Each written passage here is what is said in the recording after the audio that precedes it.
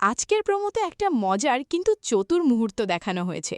সোহাগ যখন সূর্যের জন্য চা নিয়ে ঘরে ঢোকে তখন সূর্য গভীর ঘুমে ডুবে আছে।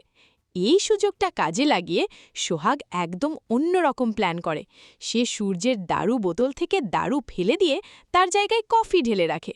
পরে সূর্য ঘুম থেকে উঠে স্বাভাবিকভাবেই বোতল থেকে খেতে গিয়ে অবাক হয়ে যায়, কারণ স্বাদটা একেবারেই আলাদা লাগে। তখনই সে বুঝতে পারে কিছু গোলমাল হয়েছে এবং সোহাগকে ডাকতে শুরু করে। অন্যদিকে সোহাগ লুকিয়ে পুরো ঘটনাটা দেখে মজা নিচ্ছিলে, যাই সিনটাকে আরও ইন্টারেস্টিং করে তোলে। তো বন্ধুরা, আগামী পর্বে হয়তো সূর্য সত্যিটা জানতে পেরে সোহাগের সঙ্গে বড় ঝামেলা বাঁধতে পারে কিনা সেই নিয়েই দর্শকদের মনে এখন চরম উত্তেজনা তৈরি হয়েছে।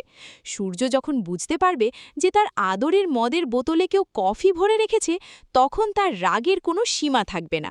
সে রাগে ফেটে পড়ে সারা বাড়ি মাথায় তুলবে এবং গলা ফাটিয়ে চিৎকার করে সোহাগকে খুঁজতে শুরু করবে।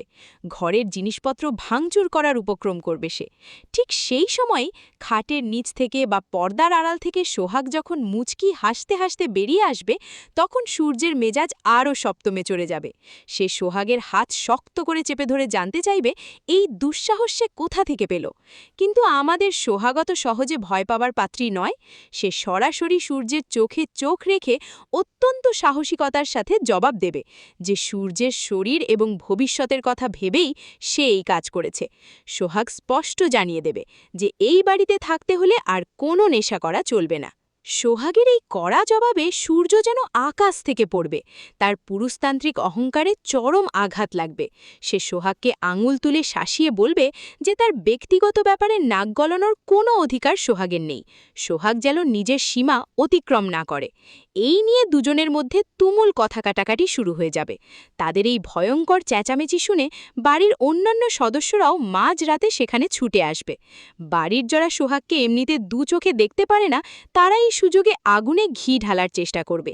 তারা সূর্যকে উস্কে দিয়ে বোঝানোর চেষ্টা করবে যে সোহাগ তাকে একটুও সম্মান করে না এবং ইচ্ছা করেই তাকে সবার সামনে ছোট করছে।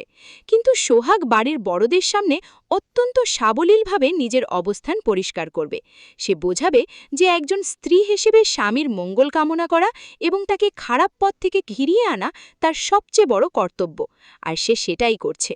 সোহাগের এই যুক্তির কাছে বাড়ির অনেকেই মনে মনে হার মানলেও প্রকাশ্যে সূর্যের রাগের ভয়ে কিচ্ছু বলতে পারবে না।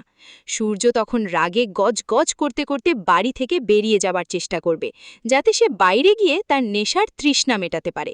কিন্তু সোহাগ আগে থেকেই এক ধাপ এগিয়ে মেইন গেটে বড় তালা ঝুলিয়ে দিয়ে চাবি নিজের কাছে লুকিয়ে রাখবে।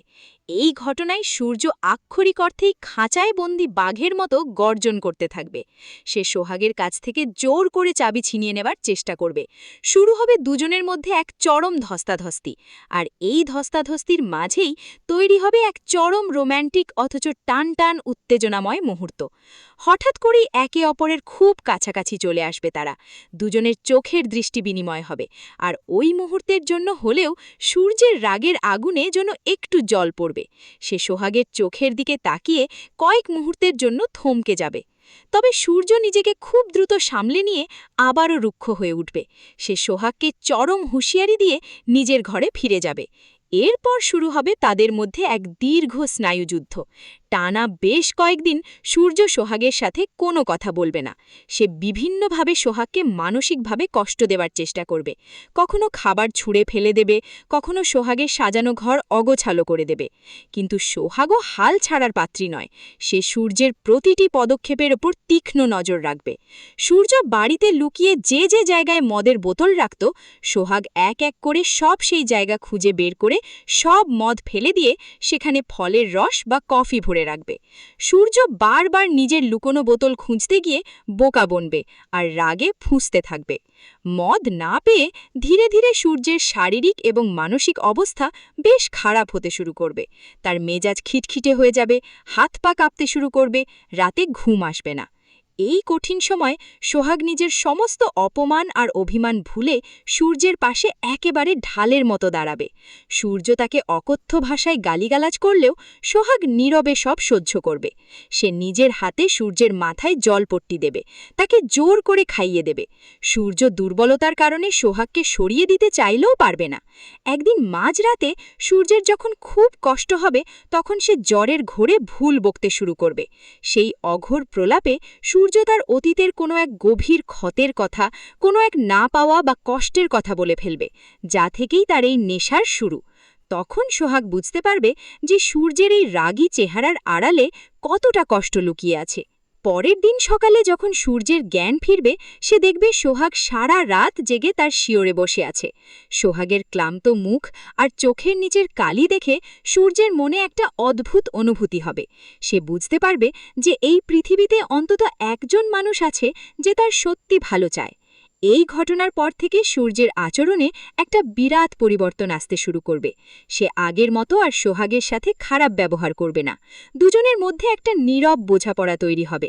বাড়ির যারা এতদিন ভেবেছিল সূর্য আর সোহাগের সম্পর্কটা এই মদের কারণেই চিরতরে ভেঙে যাবে, তারা সূর্যের এই পরিবর্তন দেখে রীতিমতো চমকে যাবে এবং তাদের নতুন করে ফাঁসানোর ছক কষতে শুরু করবে। অবশেষে এমন একটা দিন আসবে যখন সূর্য নিজে থেকেই তার শেষ মদের বোতলটা সোহাগের সামনে ছুঁড়ে ফেলা ভেঙে দেবে। সে সোহাগের হাত ধরে কথা দেবে যে সে আর কোনোদিন নেশা করবে না। এই লুকোচুরি, ঝগড়া আর কষ্টের মাঝেই দুজনের মধ্যে একটা অদৃশ্য ভালোবাসার সুতো যে কখন এত মজবুত হয়ে গেছে তা তারা নিজেরাও বুঝতে পারবে না। দর্শক বন্ধুরা, সোহাগের এই অদম্য জেদ আর ভালোবাসাই শেষ পর্যন্ত সূর্যের জীবনটা পুরোপুরি বদলে দেবে। কিন্তু বাড়ির শত্রুরা কি এত সহজে হার মানবে?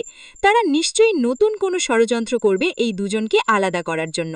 সেই সব নতুন বিপদ থেকে সোহাগ কিভাবে সূর্যকে বাঁচাবে, তাদের এই নতুন প্রেমের গল্প কোন দিকে মোড় নেবে, এই সব চমকপ্রদ প্রশ্নের উত্তর এবং আগামী পর্বের সমস্ত রোমাঞ্চকর আপডেট জানতে আপনাদের অবশ্যই চোখ রাখতে হবে আমাদের চ্যানেলে।